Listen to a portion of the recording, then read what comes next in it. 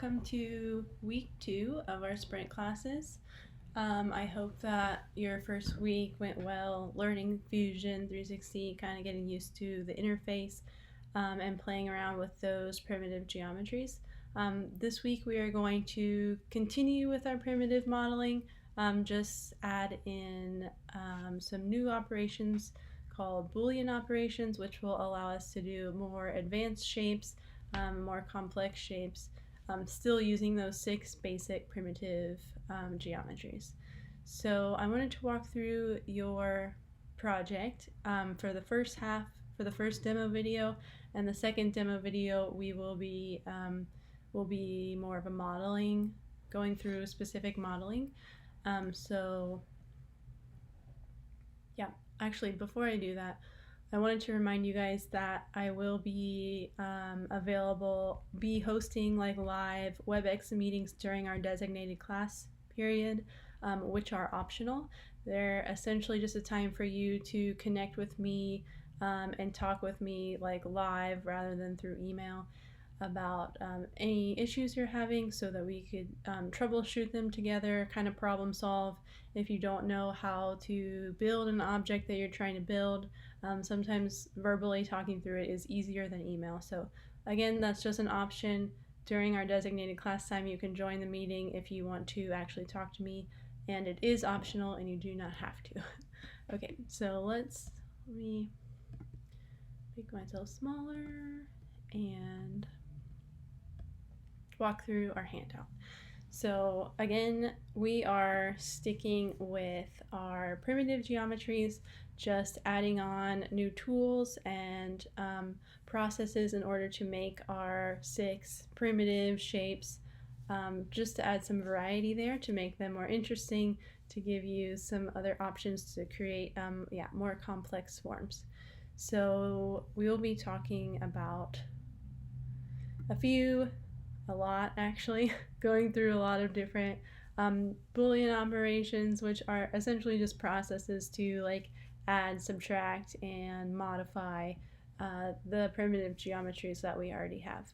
So kind of the point of this project, our first project was loose and creative, more design focused, design based. For this project, we are actually kind of narrowing down and trying to make something more complex, and we're actually trying to make an object this time, like a functional object instead of just a composition. So for this project, we're going to be doing either making a pendant, if you prefer jewelry, and if you're not a jewelry person, you can make a game piece. And the concept for that is kind of just a little pawn or something that you would use in a board game. So essentially it's a tiny statue. If you're not really into games, you can also just make a game piece that is a very small statue. So one of those 2 objects, not both unless you just want to, but one is required. I'm going to let you guys read these graded criteria and project specifications by yourselves. You can ask me if you have any questions. They're just a couple of requirements to make sure that it is complex enough, not too simple, and that it is something that is functional. So you could actually 3D print this and use it and wear it as a pendant or use it as a board game piece. I will do a little how-to video to discuss some options you guys have for actually printing these online, so that you can have some actual objects to come home with through this class. So yeah, the 2 main things that are changing about this project is that we're just diving deeper into primitive modeling and learning how to make more complex forms, and we are making a functional object, and we are, what was the third thing? Oh yeah, we are going to be using a reference image for this. So instead of just like creating something out of our minds, we're actually trying to recreate a specific kind of object. So here's some examples. This first one is a pendant, which is, and this is the reference image, just kind of the vaulted arched ceilings of a cathedral. So this is kind of a looser interpretation of this project. Like, I can create an exact replica of something that already exists. Or if I wanted to make like this pendant is a little more abstracted, is not like this is a robot, this is a castle. It's more of kind of like a design object.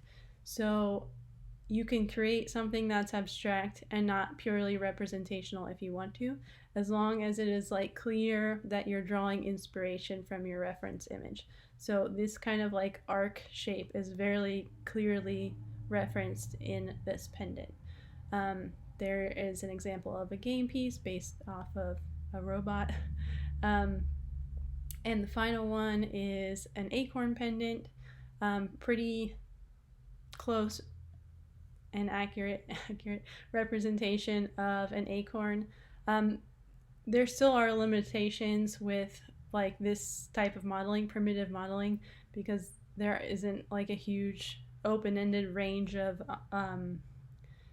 objects that we can make. So yeah, this is basics of the project. Reference image to create a model of either a pendant or a keychain, which should be functional. I'm going to briefly also talk about these new tools and Boolean operations that I'm going to introduce in the demo video. Yeah, all of these are just commands to alter and change the 6 types of primitive geometries that you guys have already used in your last project. And so I wanted to also really briefly touch on these different Boolean operations that you guys will have at your disposal when you are trying to model based off of your reference image. Again, I did mention this, but you have your 6 primitive geometries that you have to work with. So as you're modeling, you'll have to be creative and kind of explore which of these tools can change like a sphere into the shape that you need it to be to like mimic your reference image. So yeah, I kind of want to outline what these are going to do, and then in the demo video you'll see them in action. They all are a little bit different, and like when their tool palettes come up when you're working with them, they kind of all have a slightly different like order of events that it wanted, like how it walks you through that using that tool. So I tried to use most of them in the video so that you can see them being used. But yeah, it will take a little bit of exploration from you guys to like figure out how to apply them best to your project. So the first option we have is shell. So shelling will hollow out an object and leave a shell behind. So that can be really useful if you're trying to create something hollow. The next thing we have is a fillet, which will round a corner. So if you have a box with a 90-degree corner and the corners in Fusion are like very sharp, the fillet will kind of like soften that edge and round that corner. The draft tool right there is going to change the angle of like a plane to another plane. So again, if you have a box there, this edge and this edge are at a 90-degree, come to a 90-degree corner, and I can use my draft tool to change one of the surfaces to a new angle, so I can come up with like a more irregular polygon rather than like a perfect 90-degree box or cube. We did touch briefly on our move copy menu for our first project, but I think I forgot to mention the copy part of it. And so essentially when you are moving something, you can create a copy instead of only moving an object, and it will just create a duplicate of what you've made, which is really helpful. If you alter a form, you can just create a copy of it rather than like starting that whole process over again. Scale is a really useful one. It's one of my favorites because there's two types of scales. One will just like is a uniform scale, so it will just get bigger in all directions. But the non-uniform scale will allow you to change the size of an object in just one direction along one plane. So if I have a sphere, I can change it into a more elongated, like egg-like shape. So scale is really useful to kind of create round forms that are not a perfect sphere. Split body is also a very useful tool, and it's going to allow me to like cut a body in half. So if I want half of a sphere, half of a torus, half of anything, and not always necessarily exactly half, depending on how you use it, but it will just let me cut bodies in half, or cut them in pieces. There we go. Combine tool allows me to combine different bodies into one, and depending on the operation I choose, I can join them in multiple bodies into one body, which helps me keep my file clean and neat.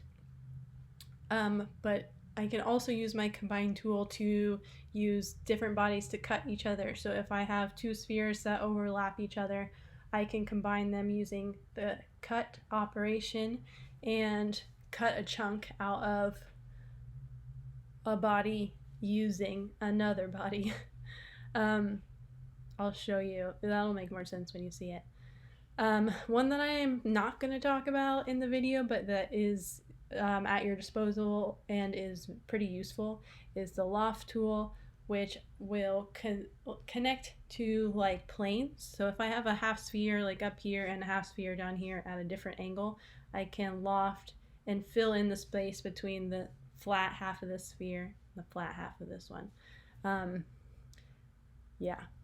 So those are your main tools, your main Boolean operations you can use to kind of modify the primitive geometries we're working with to create whatever form you're trying to replicate from your reference image.